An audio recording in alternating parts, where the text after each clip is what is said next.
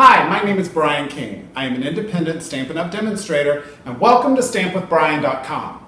Today, I want to share with you a couple of tips and tricks for using background stamps. Background stamps are a wonderful large image that you can use to decorate a card. I have a couple of tips and tricks, and I think you're going to like it. So come on in, and let's talk about background stamps. This is a card that I shared with you on Sunday. It uses two background stamps. One is watercolor wash, which is very faint in the background here, and one is definitely Dahlia.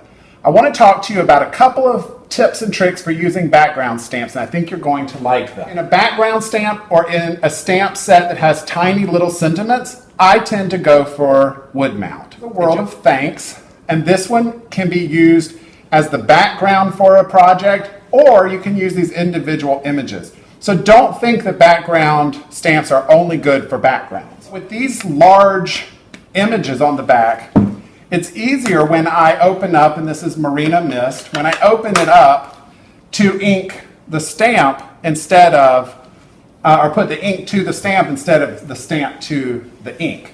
So that's one thing. So I want to show you another thing. I'm going to ink this up, and I want to show you just a quick tip for stamping with this. A lot of times people want to stamp and then they take their hands off the stamp, which makes me absolutely so nervous that that stamp is going to bounce. And then they come back and they lift up. Now, I'm probably going to have a relatively clean looking image because of the fact that this is a watercolor wash anyway. But I want to encourage you to try a different way of doing this, and that simply is, I'm going to stamp this one off once just to give a better effect.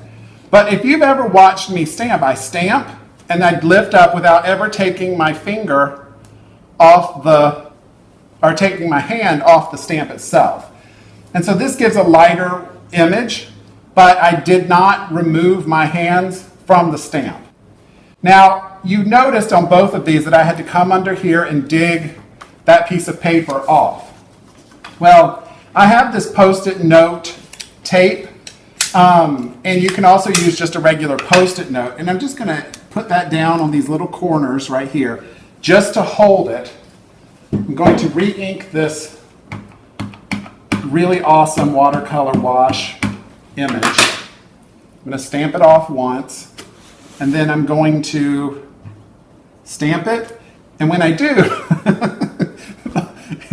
I didn't hold it well enough, so the whole thing came up with it. But you can typically use these Post-it note pieces to help hold that stamped image down. Thanks for stopping by today. I hope that you found these tips and tricks to be helpful. Please visit us at StampWithBrian.com to enjoy all the fun we're having over there or to purchase any of these amazing products.